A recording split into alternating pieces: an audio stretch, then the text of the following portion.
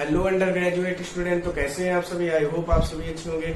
मैं करण सिंह वेलकम करता हूं आप सभी का हमारे चैनल अमेजिंग सन साइड में।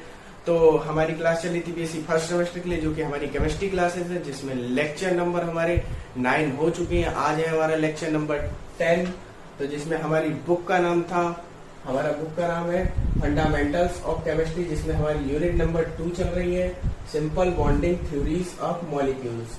ठीक है, तो इसमें हम हर टॉपिक को आपके सामने क्वेश्चन के रूप में प्रेजेंट करते हैं। तो आज का हमारा टॉपिक है, पिछले जो लेक्चर थे उसमें हमने क्या किया था, उसमें हमने हाइब्रिडाइजेशन कंप्लीट किया था। ठीक है, एप्लीकेशंस और सारे हाइब्रिडाइजेशन कंप्लीट कर लिए थे। ठीक है, विद एग्जांपल। ठीक है, आप आशा करता हूँ आप उन्हें अच्छे से समझ गए होंगे। यदि नहीं समझे हैं तो उन वीडियो को बार बार देखें, और कोई भी डाउट हो तो कमेंट सेक्शन में पूछिए। और यदि टेलीग्राम से ज्वाइन होना चाहते हो तो वीडियो की डिस्क्रिप्शन बॉक्स में आपको लिंक मिल जाएगा, वहां से आप डायरेक्ट ज्वाइन हो सकते हैं, जहां पे आपको क्या होगा, हर वीडियो का, हर लेक्चर का यानी आपको नोट्स मिल जाएंगे, और जब चैप्टर समाप्त होगा हर चैप्टर के आपको फुल नोट्स मिल जाएंगे, और वीडियो का नोटिफिकेशन भी आपको वहां पे मिल जाता है। ठीक है, तो चलिए आज का जो हमारा टॉपिक है वो है बेसिपर, यानी BSEPR। इसकी फुल फॉर्म है balance cell electron pair repulsion theory. ठीक है, ये बेसिपर थ्योरी है, ये आज लेक्चर में फिनिश हो जाएगी, फिर आगे हम लोग इसका जो एग्जांपल्स है उनको समझेंगे। ठीक है, तो देखिए हमारी ये क्वेश्चन को मैंने आपके अभी तक हमारे जो है क्वेश्चन 3 कंप्लीट हो चुके थे। ठीक है, आज है इस चैप्टर का, यानी चैप्टर हमारा है simple bonding theories of molecule, इसका क्वेश्चन नंबर 4। ठीक है, लगभग एक चैप्टर में 10 क्वेश्चन होंगे, आज 4 क्वेश्चन है। ठीक है, चलिए इसको कंप्लीट करते हैं। देखिए हमारा क्वेश्चन नंबर 4 है डिस्कस बेसिपर थ्योरी। ठीक है, डिस्कस बेसिपर थ्योरी। अब बेसिपर थ्योरी मैंने फुल फॉर्म नहीं लिखी है, क्वेश्चन बड़ा हो जाता है। ये होती है balance cell electron pair repulsion theory. ठीक है, आप लोग समझ लेना। ठीक है, इस थ्योरी को सर्वप्रथम सन 1940 में किसने किया था? सन 1940 में नेविल सिडविक और उसके बाद नेविल सिडविक ने, और उसके बाद हार्वर्ड पावेल। नेविल सिडविक और हार्वर्ड पावेल ने इसको क्या किया था? प्रपोज किया था। इसलिए इसे सिडविक पावेल थ्योरी भी कहते हैं। ठीक है, सिडविक पावेल थ्योरी भी कहते हैं। ठीक है, इनका पूरा नाम बहुत कम लिखा हुआ आता है, यदि मैंने लिख दिया है आपकी जानकारी के लिए। ठीक है, जिनके यहाँ ऑब्जेक्टिव क्वेश्चन भी आते हैं जिन यूनिवर्सिटीज में, तो वो इनका पूरा नाम याद रख सकते हैं। ठीक है, वैसे इनका नाम सिडविक और पावेल लिखा आता है, लेकिन Neville Sidgwick and Harvard Powell ये इन्होंने प्रपोज किया था, इसलिए इसे सिडविक पावेल थ्योरी भी कहते हैं। क्या बोलते हैं इसको? सिडविक पावेल थ्योरी भी इसको कहते हैं। ठीक है, तथा सन 1957 में, पहला 1940 में तो सिडविक पावेल ने इसको थ्योरी को प्रपोज किया, इसलिए इसको सिडविक पावेल। और 1957 में रोनाल्ड गिल्स्पी, किसने? रोनाल्ड गिल्स्पी और रोनाल्ड नाइहॉल। ठीक है, रोनाल्ड गिल्स्पी और रोनाल्ड नाइहॉल ने इसको क्या किया, इसमें कुछ इम्प्रूवमेंट किया। सन 1957 में रोनाल्ड गिल्स्पी और रोनाल्ड नाइहॉल ने इसमें कुछ इम्प्रूवमेंट किया। क्या किया इसमें? इम्प्रूवमेंट। और इसे पब्लिश किया, यानी इसे प्रकाशित किया। इस थ्योरी के अनुसार जो हमारे मेन 5 पॉइंट्स हैं उनको हम पढ़ेंगे, और लास्ट के जो ये 3 पॉइंट्स हैं, 3, 4, 5, ये मोस्ट इंपोर्टेंट है, इनको आप याद रखिएगा। ऊपर वाले तो फिर भी आप थोड़ा ऐसे पढ़ लीजिए, लेकिन नीचे वाले 3 पॉइंट्स आपको मेन याद रखने पड़ेंगे। ठीक है, तो चलिए एक एक करके एक पॉइंट समझते हैं। ठीक है, किसी मॉलिक्यूल की ज्योमेट्री उसके सेंट्रल एटम में प्रेजेंट इलेक्ट्रॉन पेयर पर डिपेंड करती है। किसी मॉलिक्यूल की ज्योमेट्री किस पे डिपेंड करती है? इलेक्ट्रॉन पेयर पर।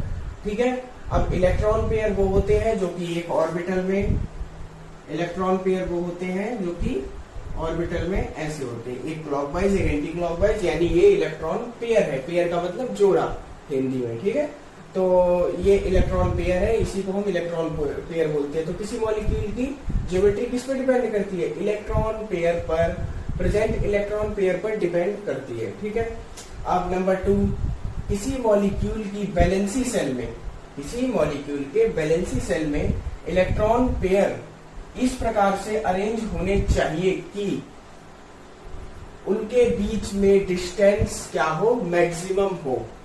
ठीक है, तो एक तो मॉलिक्यूल की ज्योमेट्री सेंट्रल एटम में प्रेजेंट इलेक्ट्रॉन पेयर पर डिपेंड करती है, और दूसरी बात ये वैलेंसी सेल में जो इलेक्ट्रॉन पेयर प्रेजेंट होते हैं उनके अरेंज इस प्रकार से होने चाहिए कि उनके बीच में जो डिस्टेंस है वो क्या हो, मैक्सिमम हो, जिससे मॉलिक्यूल की ज्योमेट्री जो है ठीक हो सके। ठीक है, जो कि आपके सामने प्रेजेंट की जा सके। नंबर थ्री, यदि किसी, ये इंपॉर्टेंट है, ये 3, 4, 5 इन्हें ध्यान से पढ़िएगा। देखिए, यदि किसी मॉलिक्यूल के सेंट्रल एटम की वैलेंसी सेल में सभी बॉन्ड पेयर क्या होंगे, सभी बॉन्ड पेयर। अब बॉन्ड पेयर मैं आपको अभी बताता हूं, बॉन्ड पेयर में भी आगे बताऊंगा जब बोर्ड ये क्लियर हो जाएगा अभी। ठीक है, अभी क्लियर करके आपको बॉन्ड पेयर क्लियरली समझाता हूं। देखिए, बॉन्ड पेयर वो इलेक्ट्रॉन, मतलब बॉन्ड पेयर इलेक्ट्रॉन प्रेजेंट हैं। तो देखिए, दोबारा से पढ़ता हूं। यदि किसी मॉलिक्यूल के सेंट्रल एटम की वैलेंसी सेल में सभी बॉन्ड पेयर इलेक्ट्रॉन प्रेजेंट हैं तो मॉलिक्यूल की ज्योमेट्री में कोई भी चेंज नहीं होता है। क्या होता है, कोई भी चेंज नहीं होता है। यदि मॉलिक्यूल के सेंट्रल एटम के वैलेंसी सेल में इलेक्ट्रॉन यानी बॉन्ड पेयर इलेक्ट्रॉन प्रेजेंट हो तो उसकी ज्योमेट्री में कोई भी चेंज नहीं होता है। ठीक है, अब चलिए 4 नंबर पॉइंट समझते हैं। यदि मॉलिक्यूल के सेंट्रल एटम के वैलेंसी सेल में 1 OR more lone pair electron, ये भी मैं अभी आपको समझाऊंगा कि लोन पेयर क्या होता है। ठीक है, लोन पेयर को शॉर्ट में LP बोलते हैं। ठीक है, तो लोन पेयर इलेक्ट्रॉन प्रेजेंट है तो मॉलिक्यूल की ज्योमेट्री में चेंज हो जाता है। यदि देखिए किसी मॉलिक्यूल के सेंट्रल एटम के वैलेंसी सेल में बॉन्ड पेयर इलेक्ट्रॉन प्रेजेंट है तो उनके बीच में कोई भी चेंज, उनके ज्योमेट्री में कोई भी चेंज नहीं होगा, और यदि लोन पेयर प्रेजेंट है तो उनकी ज्योमेट्री में चेंज हो जाएगा। ठीक है, तो चलिए क्वेश्चन नंबर, अब हम इसका जो पॉइंट नंबर 5 है उसको समझते हैं। एक लोन पेयर यानी LP electron normal bond angle में कितना 2.5 डिग्री की कमी यानी डिक्रीजमेंट करता है। इतनी एक लोन पेयर इलेक्ट्रॉन जो है वो नॉर्मल बॉन्ड एंगल में कितनी, लगभग 2.5 डिग्री की क्या करता है, कमी करता है। ठीक है, अतः लोन पेयर इलेक्ट्रॉन की नंबर जितनी अधिक होगी, ठीक है, यदि लोन पेयर इलेक्ट्रॉन्स की नंबर जितने अधिक होंगे, लोन पेयर इलेक्ट्रॉन्स की नंबर जितनी अधिक होगी, यहाँ पे थोड़ा गलत हो गया, आप होंगी होगा लगा लीजिए। लोन पेयर इलेक्ट्रॉन्स की नंबर जितनी, लोन पेयर इलेक्ट्रॉन्स की नंबर जितनी अधिक होगी, ठीक है,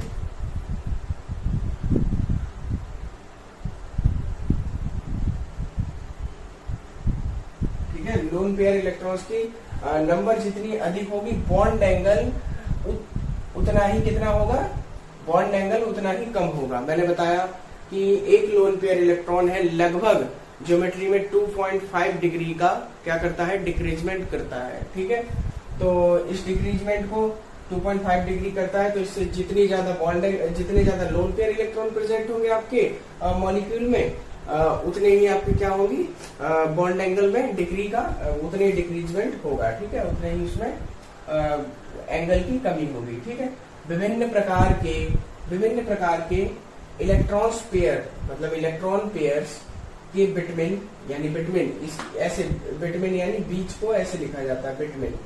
ठीक है, BETWEEN, बिटवीन को ऐसे लिखा जाता है। ठीक है, आप अब याद रखिए, मैं ऐसे ही लिखूंगा अपने नोट्स में। ठीक है, बीच में रिपल्सन का जो ऑर्डर है, वो फॉलोइंग है। ठीक है, फॉलोइंग टाइप से है। वो क्या है, देखिए, लोन पेयर और फिर सबसे ज्यादा रिपल्सन किसके ज्यादा होता है, मैक्सिमम लोन पेयर में होता है, फिर उससे कम लोन पेयर और बॉन्ड पेयर में होता है, फिर उसके बाद bond pair and bond pair. तो इससे आपको क्या पता चलता है, सबसे कम जो रिपल्सन है वो बॉन्ड पेयर में होता है, बॉन्ड पेयर में, और सबसे ज्यादा जो है लोन पेयर्स के जोड़े में होता है। ये जोड़े हैं। ठीक है, लोन पेयर्स का जो जोड़ा है, पेयर का मतलब ये लोन पेयर है, ये लोन पेयर बॉन्ड पेयर है, और ये lone pair sorry bond pair है। तो सबसे ज्यादा bond pair and bond pair में हमारा रिपल्सन होता है, सबसे कम होता है उसमें बॉन्ड पेयर में, और सबसे ज्यादा हमारा होता है लोन पेयर में। ठीक है, ये जोड़े हैं। तो चलिए आप इसको नोट कर लीजिए। आशा करता हूँ आपको समझ में आ गया होगा। यदि नहीं समझ में आया है तो आप जल्दी से कमेंट सेक्शन में हमें बता दीजिए। ठीक है, वीडियो को यहीं पॉज कीजिए और तुरंत कमेंट सेक्शन में पहले अपना डाउट लिखिए, क्योंकि आप जो है भूल जाते हैं। और वीडियो को लाइक जरूर कर दीजिए यदि देख रहे हैं तो। ठीक है, क्योंकि आप लाइक करना भूल जाते हैं और इससे जो है हमें लगता है कि आप बिना देखे ही हमारी वीडियो चले गए। ठीक है, और बीएससी जो भी कर रहे हैं उनको और स्टूडेंट्स को जो है इस वीडियो को सेंड कीजिए ताकि उनका भी फायदा हो सके। ठीक है, तब तक आप नोट कर लीजिए।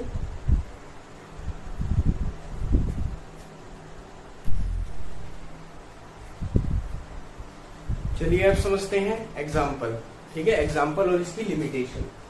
ठीक है, तो देखिए एग्जाम्पल में हमने मॉलिक्यूल लिया है CH4 यानी मीथेन, NH3 यानी अमोनिया, ठीक है, और या फिर H2O यानी पानी, ठीक है, जल। तो हाइब्रिडाइजेशन इनमें हम जैसा कि जानते हैं इसमें sp3 होता है, इसमें भी sp3 होता है, इसमें भी sp3, तीनों में sp3 हाइब्रिडाइजेशन होता है। लेकिन फिर भी इनका जो बॉन्ड एंगल है वो थोड़ा सा डिफरेंट होता है, वो हम लोग अभी देखेंगे। ठीक है, और इनकी ज्योमेट्री में भी थोड़ा सा डिफरेंस होगा जो कि मैंने यहाँ लिखा नहीं है। ठीक है, इनकी ज्योमेट्री भी डिफरेंट होगी, तीनों की ज्योमेट्री डिफरेंट होगी, बल्कि इनमें हाइब्रिडाइजेशन सेम पाया जा रहा है। तो sp3 हाइब्रिडाइजेशन के हिसाब से आपने हाइब्रिडाइजेशन पढ़ा हुआ है। इसकी टेट्राहेड्रल ज्योमेट्री होती है और बॉन्ड एंगल 109 डिग्री 28 मिनट होता है। ठीक है, जैसा कि मैंने आपको बताया था sp3 हाइब्रिडाइजेशन में। तो देखिए लोन पेयर इलेक्ट्रॉन CH4 में 1 होता है, 0 होता है, इसमें एक भी लोन पेयर इलेक्ट्रॉन नहीं होता है। तो इसकी ज्योमेट्री जो sp3 हाइब्रिडाइजेशन की होती है 109 डिग्री 28 मिनट। ठीक है, वो दिया गया है 109.5 डिग्री 28 मिनट। ठीक है, और ये जो है NH3 मॉलिक्यूल में एक लोन पेयर इलेक्ट्रॉन होता है। और जैसा कि मैंने आपको भी इससे पीछे थोड़ा लेक्चर में जो आपने भी नोट किया उसमें मैंने बताया था, जो पॉइंट्स लिखवाए थे कि एक लोन पेयर इलेक्ट्रॉन 2.5 डिग्री की क्या करता है, डिक्रीजमेंट करता है। तो यहाँ एक है तो 109 डिग्री से बेस वाले से आप क्या करेंगे 2.5 डिग्री अगर माइनस करेंगे तो 160 डिग्री आएगा। ठीक है, और लास्ट हमारा H2 है जिसमें भी sp3 हाइब्रिडाइजेशन पाया जाता है। और इसका जो बॉन्ड इसमें जो लोन पेयर इलेक्ट्रॉन जो है वो lone pair numbers of lone pair कितने हैं, 2 हैं। तो इसमें कितना हो जाएगा 2.5 मल्टीप्लाई बाई 2 लोन पेयर्स है, मल्टीप्लाई करेंगे कितना आएगा 5। तो इसमें 5 की कमी हो जाएगी तो डायरेक्ट 109.5 डिग्री से अगर आप 5 माइनस करेंगे तो 104.5 डिग्री हमारा आंसर आएगा। ठीक है, तो ये जो है ये इसका एग्जाम्पल हो गया। और हाँ, मैंने आपसे कहा था मैं आपको लोन पेयर और बॉन्ड पेयर समझाऊंगा, चलिए समझा देता हूँ आपको। देखिए लोन पेयर क्या होता है। लोन पेयर, चलिए पहले इलेक्ट्रॉन पेयर तो मैंने आपको बताया था, जैसे कि ये हमारा एक ऑर्बिटल है। ठीक है, सेल होता है सबसे बड़ा, सेल जो कि ऐसे ऐसे होते हैं, ये सेल होते हैं। ठीक है, और फिर उसके अंदर हमारे ये सब सेल होते हैं S P D F, ये KLMN होते हैं, KLM और N, ये सेल होते हैं, ये सब सेल होते हैं। उसके अंदर ये ऑर्बिटल होते हैं। ठीक है, जैसे कि S के अंदर 1 होता है, P के अंदर 3 होते हैं, PX PY N PZ। ठीक है, तो ये ऑर्बिटल हो गए। तो ये ऑर्बिटल हो गए, इनमें कितने इलेक्ट्रॉन्स होते हैं, पेयर में, एक क्लॉकवाइज एक एंटी क्लॉकवाइज। तो ये क्या हो गया हमारा इलेक्ट्रॉन पेयर। तो जहां पे भी इलेक्ट्रॉन पेयर शब्द यूज हो रहा है तो उसका मतलब ये है। ठीक है, एक ऑर्बिटल में 2 इलेक्ट्रॉन जो कि विपरीत क्या हो, डायरेक्शंस के हो। ठीक है, एक क्लॉकवाइज और एक एंटी क्लॉकवाइज। तो अब बॉन्ड पेयर को समझते हैं। चलिए एग्जांपल उठा लेते हैं, CH4 एग्जांपल को हम ले लेते हैं। ठीक है, कोई भी ले सकते हैं बट CH4 को ले लेते हैं फर्स्ट नंबर पे। ठीक है, तो ये हमारा CH4 मॉलिक्यूल है। बॉन्ड पेयर वो होता है जो कि बॉन्ड को बनाने में 2 एटम्स जो है अपने, मतलब जो 2 कार्बन हो गया, इसमें CH4 में हमारा देखिए ये कार्बन, जैसे कि हमारा ये CH4 मॉलिक्यूल है। ठीक है, तो ये कैसे होता है, ये कार्बन से 4 हाइड्रोजन जुड़े होते हैं, देखिए ऐसे हाइड्रोजन,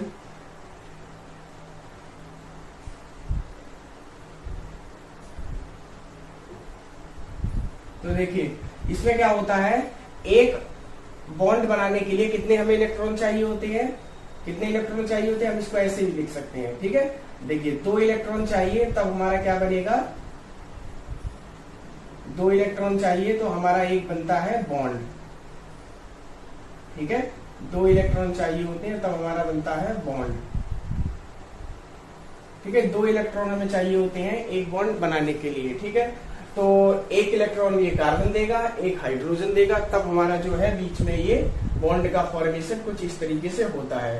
तो ये कार्बन से चारों हाइड्रोजन जुड़े हुए हैं, तो पेयर में कितने होते हैं, पेयर में हमारे 2 इलेक्ट्रॉन्स होते हैं, ठीक है। पेयर मतलब जोड़ा, तो देखिए 2 इलेक्ट्रॉन्स हैं, एक क्लॉकवाइज एक एंटी क्लॉकवाइज इलेक्ट्रॉन पेयर, ठीक है। तो बॉन्ड पेयर ये होते हैं जो बॉन्ड के फॉर्मेशन में, जो एटम के दोनों एटम्स के जो एक एक इलेक्ट्रॉन एक बॉन्ड के फॉर्मेशन में पार्टिसिपेट कर रहे हैं या भाग ले रहे हैं, उन्हीं को हम बॉन्ड पेयर इलेक्ट्रॉन्स कहते हैं, ठीक है। आशा करता हूँ आपको समझ में आ गया होगा, ठीक है। चलिए अब और हम समझते हैं लोन पेयर क्या होता है। लोन पेयर हम उन इलेक्ट्रॉन्स को कहते हैं जो कि हमारे सेल के सबसे बाहरी कोष में होते हैं। किसमें होते हैं, बाहरी कोष में। फॉर एग्जाम्पल कि मैंने आपको बताया कि ये हमारा sp2 है, ठीक है। तो sp2 है, सॉरी sp3 ले लेते हैं, चलिए ये sp3 है और ये हमारा एक तो sp का हो गया, और p के कितने होते हैं, 1 2 3, ठीक है। ये 3 हो गए, ठीक है, ये 3 हो गए। ये तो s हो गया, ये p के 3 हो गए, px py pz, ठीक है। ये px py एंड pz, ठीक है। ये pz, ये 3 ऑर्बिटल्स p के हो गए, ये s का हो गया। तो अब s में तो हमारे 2 इलेक्ट्रॉन्स पूरे फिल होंगे, ठीक है। s हमेशा 2 ही इलेक्ट्रॉन्स लेके आता है, कभी कभी रेयर केस में अगर एक इलेक्ट्रॉन आएगा तो आपको जरूर बताया जाएगा, लेकिन यहाँ पे ज्यादातर s पूरे लेके आता है। बट p में जो है कहीं कहीं अनपेयर्ड होते हैं, ठीक है, तीनों अनपेयर्ड होते हैं, या 2 अनपेयर्ड होंगे या फिर 1 अनपेयर्ड होगा। तो ये जो बाहरी वाला है इसमें लोन पेयर इलेक्ट्रॉन कितना है, 1, ये सबसे बाहरी हमारी ऑर्बिटल हो गई, और इसमें ये क्या है, लोन पेयर। पेयर का मतलब तो आप 2 याद रखिए, ठीक है, जोड़ा होगा, तो ये हमारा लोन पेयर कहलाएगा, बाकी ये सब अनपेयर्ड कहलाएंगे। तो समझ में आ गया आपको, जो बाहरी सब सेल की बाहरी ऑर्बिटल में या फिर सेल में, सेल भी बोल सकते हैं, ठीक है, क्योंकि ये पूरा हाइब्रिडाइजेशन बन गया है तो अब इसको सेल बोलेंगे। तो जो हाइब्रिड ऑर्बिटल्स बोल सकते हैं या सेल बोल सकते हैं, उसके जो बाहरी सेल में सबसे, जैसे कि एलिमेंट है, जो बाहरी सबसे सब सेल में इलेक्ट्रॉन्स होते हैं, उन्हीं को हम क्या बोलते हैं, लोन पेयर्स बोलते हैं, ठीक है, लोन पेयर इलेक्ट्रॉन्स बोलते हैं। आशा करता हूँ आपको समझ में आ गया होगा अच्छे से। नहीं आया तो वीडियो को एक बार और दोबारा देखिए तो आपको जरूर समझ में आएगा। चलिए इसकी लिमिटेशन समझ लेते हैं। देखिए लिमिटेशन ऑफ बसेपर थ्योरी, नंबर 1, इस थ्योरी के द्वारा हम ऑड इलेक्ट्रॉन्स मतलब फॉर एग्जांपल जोड़ा ही होगा, ठीक है, ऑड होंगे, अनपेयर्ड इलेक्ट्रॉन जैसे होते हैं वो ऑड होते हैं, ठीक है। ऑड नंबर आप जानते हैं 1 3 5 एंड 7, ये सब ऑड नंबर होते हैं। तो इन जितने अगर इसमें ऑड इलेक्ट्रॉन्स होंगे, यानी 1 होगा, 3 होंगे, 5 होंगे, तो उनको ये उनके मॉलिक्यूल की ज्योमेट्री को एक्सप्लेन नहीं कर पाता है। क्या नहीं कर पाता है, एक्सप्लेन नहीं कर पाता है, ठीक है। और नंबर 2, इस थ्योरी के द्वारा हम आयंस के स्ट्रक्चर को भी एक्सप्लेन नहीं कर सकते, क्योंकि आयन में भी इलेक्ट्रॉन, कोई मॉलिक्यूल आयन कब बनता है, कोई मॉलिक्यूल आयन जब बनता है जब वो अपने इलेक्ट्रॉन को क्या करता है, किसी दूसरे को डोनेट कर देता है, ठीक है, तब वो क्या बनता है, आयन, और उसके ऊपर क्या आ जाता है, आयंस, ठीक है, उसके ऊपर नेगेटिव चार्ज या पॉजिटिव चार्ज आ जाता है। अगर देता है तो उसके ऊपर पॉजिटिव चार्ज आता है, और अगर ले लेता है तो नेगेटिव चार्ज आ जाता है, ठीक है, विपरीत होता है, याद रखिएगा। नंबर 3, इस थ्योरी के द्वारा डिलग्ड का मतलब ये है भ्रमित, ठीक है, जो पता ही नहीं चल रहा है उसका सिस्टम कैसा है, ठीक है, उसका हाइब्रिडाइजेशन ही नहीं पता चल रहा है, तो आप उसको भी उसका हाइब्रिडाइजेशन, इनमें तो देखिए सबका हाइब्रिडाइजेशन हमें पता है, और जितने भी हम इसमें एग्जांपल पढ़ेंगे उनके हाइब्रिडाइजेशन हमें पता होंगे, ठीक है, लेकिन इसमें हाइब्रिडाइजेशन जो है वो ही नहीं पता है। ये क्या है, भ्रमित सिस्टम, डिलग्ड का मतलब भ्रमित, ठीक है, जो भ्रमित सिस्टम वाले मॉलिक्यूल्स होते हैं उनको भी एक्सप्लेन नहीं कर पाता है, ठीक है, उसको भी एक्सप्लेन नहीं किया जा सकता है, ठीक है। तो आशा करता हूँ आपको हमारा लेक्चर नंबर 10 जो कि हमने वेस्पर थ्योरी आपको आज समझाया ये समझ में आ गया होगा। कल हम एक नए लेक्चर में आपसे फिर मिलेंगे। उसमें हम क्या करेंगे, आपके साथ वेस्पर थ्योरी के बेस पर जो है हम मॉलिक्यूल्स की ज्योमेट्री को एक्सप्लेन करेंगे। ठीक है, तो चलिए मिलते हैं आपसे फिर एक न्यू लेक्चर में। और अगर आप टेलीग्राम से ज्वाइन करना चाहते हो, फिर से बता देता हूं, तो आप वीडियो के डिस्क्रिप्शन बॉक्स में जाके आप जो है इसको ज्वाइन कर सकते हैं। ठीक है, वहां पे आपको लिंक मिल जाएगा, उस पर क्लिक करके डायरेक्ट टेलीग्राम पे आप ज्वाइन हो जाएंगे। तो चलिए मिलते हैं आपसे फिर न्यू लेक्चर के साथ, एक न्यू वीडियो में, एक न्यू क्वेश्चन के साथ। ये क्वेश्चन यहीं पे हमारा कंप्लीट हो गया है। तब तक के लिए स्वस्थ रहिए। Have a nice day. Thank you and जय हिंद।